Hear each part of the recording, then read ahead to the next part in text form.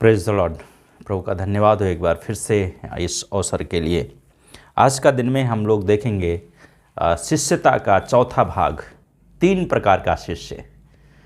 3 प्रकार का शिष्य के लिए हम लोग आज पढ़ेंगे लूका का सुसमाचार 9 अध्याय और उसका 57 से लेकर के और उसका 62 पद। इस प्रकार से यहाँ पे लिखा है। जब वे मार्ग पर चले जा रहे थे तो किसी ने उससे कहा, तू जहाँ जहाँ जाए मैं तेरे पीछे चलूँगा। यीशु ने उससे कहा, लोमड़ियों के भट्ट और आकाश के पक्षियों के घोंसले होते हैं, पर मनुष्य के पुत्र के लिए सिर छिपाने के लिए भी कोई स्थान नहीं है। उसने दूसरे से कहा, मेरे पीछे चल।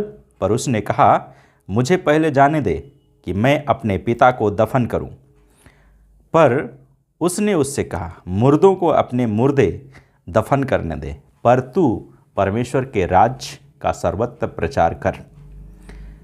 फिर किसी एक अन्य ने भी कहा, हे प्रभु, मैं तेरे पीछे चलूँगा, पर मुझे पहले जाने दे कि घर वालों से विदा होकर आऊँ।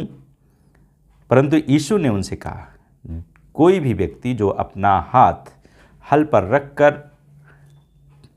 पीछे मुड़कर देखता है, परमेश्वर के राज्य के योग्य नहीं है। परमेश्वर इस वचन पर आशीष दे। प्रभु इस वचन को समझने और सिखाने के लिए आप सहायता करें।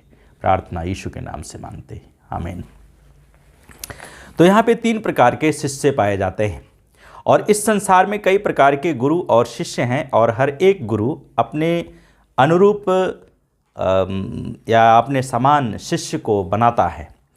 और कभी कभी सही, अच्छे और आदर्श और सच्चे गुरु को पाना मुश्किल हो जाता है।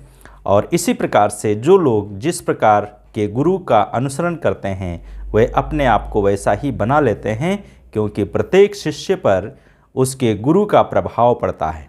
इसलिए कहा गया है, जैसा गुरु है वैसा ही चेला है।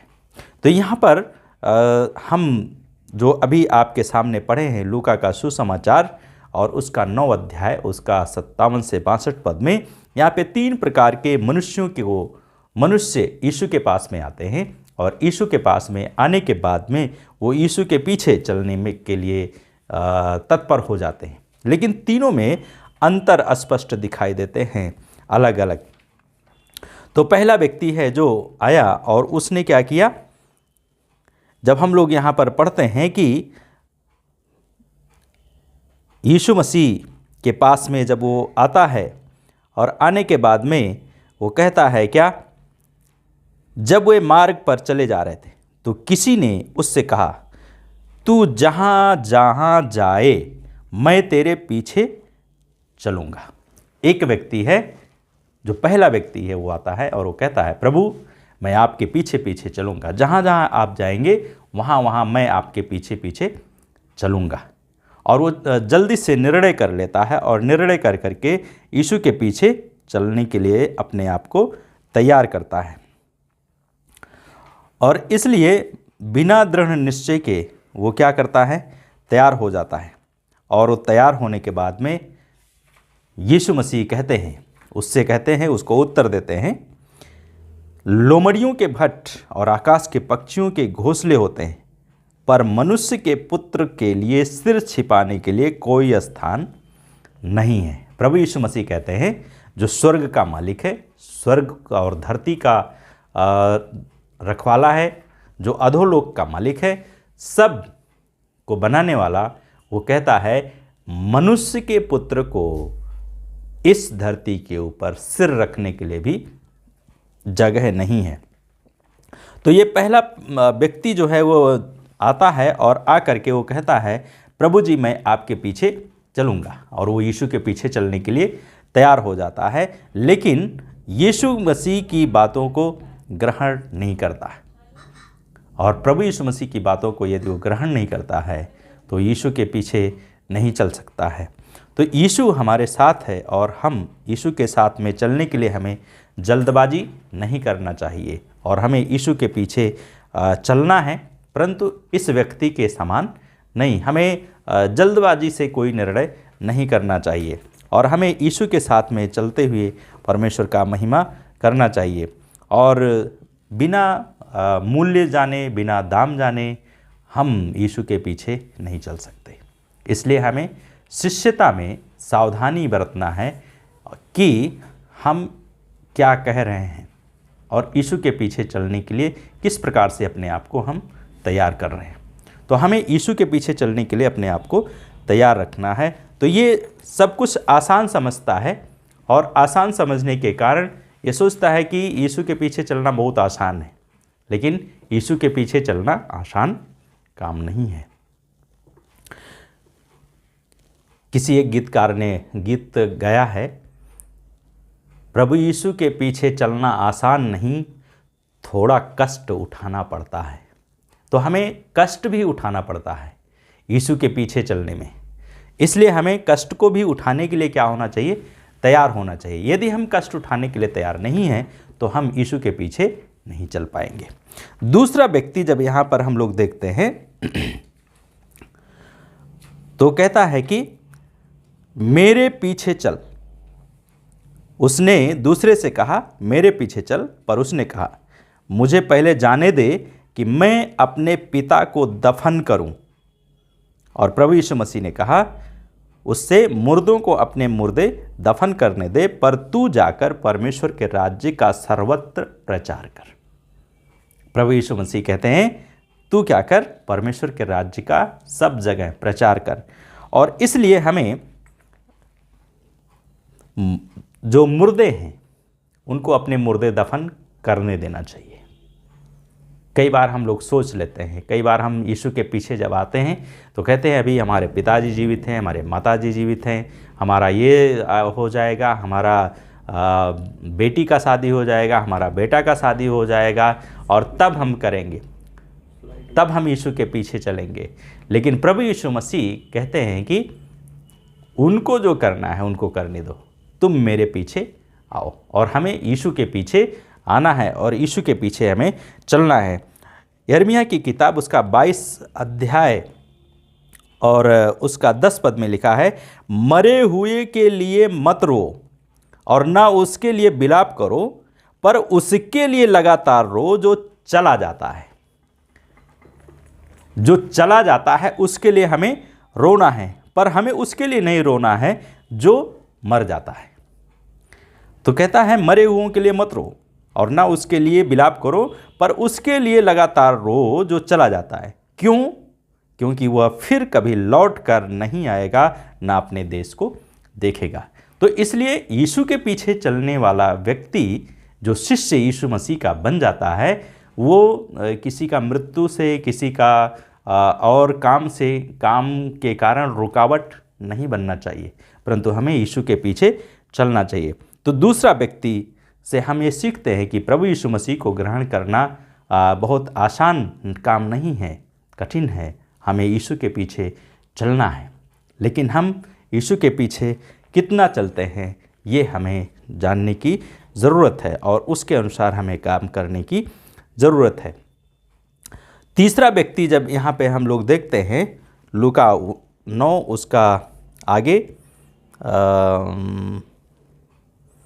61 पद में लिखा है, फिर किसी एक अन्य ने भी कहा हे प्रभु मैं तेरे पीछे चलूँगा, पर मुझे पहले जाने दे कि घर वालों से विदा होकर आऊँ।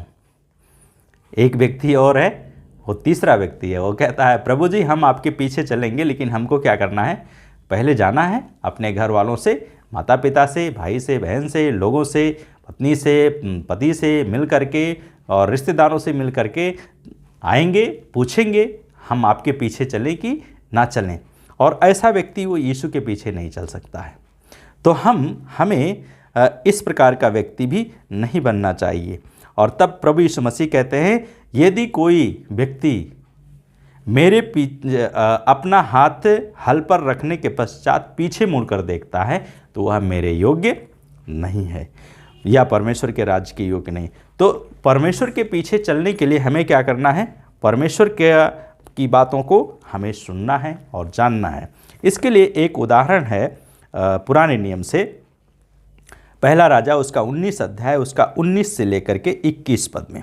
यहाँ पर हम लोग पढ़ते हैं, तब वहाँ से चलकर सापात का पुत्र एलीशा उसे मिला, जो अपने आगे 12 जोड़ी बैल लिए हुए हल जोत रहा था और स्वयं 12वीं के साथ था। और यहाँ पर एलिय्याह ने उसके पास जाकर अपनी चादर उसके ऊपर डाल दिया, और जब उसने अपनी चादर को डाल दिया तब वह बैलों को छोड़कर एलिय्याह के पीछे दौड़ा और कहने लगा, मुझे अपने माता पिता को चूम लेने दे, तब मैं फिर तेरे पीछे चलूँगा। यहाँ पर एक व्यक्ति है एलिय्याह। एलिय्याह क्या किया जा रहा है? एलीशा काम कर रहे थे, और वो काम करते हुए उसने क्या किया?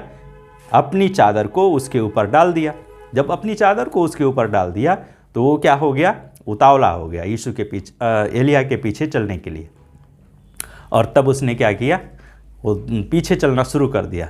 फिर वो कहता है, हम जाते हैं, क्या करते हैं? अपने माता पिता से मिल के आते हैं। जैसा ये व्यक्ति कह रहा था, तीसरा व्यक्ति, हमें क्या करना है? अपने लोगों से मिलना है, माता पिता से मिलना है। ये भी क्या कह रहा था? हमें जाना है, अपने माता पिता से मिल करके वापस आएंगे, तब आपके पीछे चलेंगे। तो एलिय्याह कहता है, उसने उससे कहा, एलिय्याह ने एलीशा से कहा, लौट जा, मैंने तुझसे क्या किया है? और तब वो लौट गया।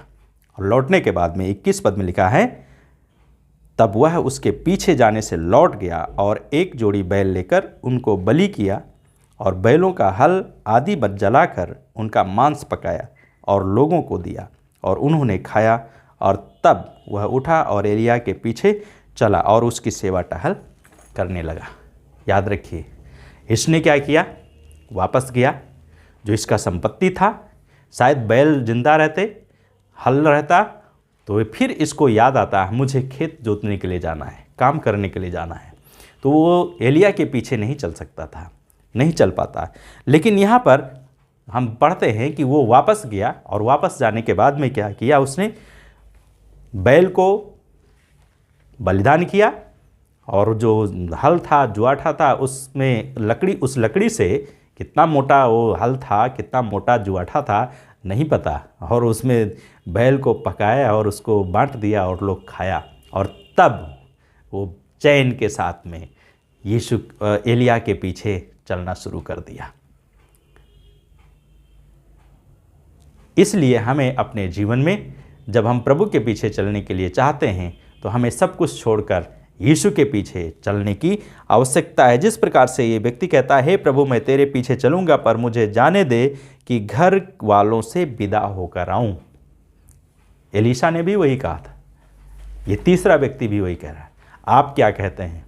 क्या आप भी यही कहते हैं कि हम जाएंगे, अपने घर वालों से विदा लेंगे, घर वाले कहेंगे यीशु के पीछे चलेंगे तो चलेंगे? नहीं, ये आपका व्यक्तिगत निर्णय है। आपको यीशु के पीछे चलना है। यदि आप यीशु को पहचान गया तो आपको यीशु के पीछे चलना है, दुनिया आपके साथ में आए या ना आए।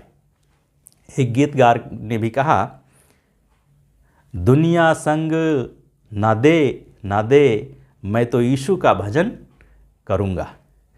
तो दुनिया आपको यीशु के पीछे चलने के लिए कभी नहीं कहेगी।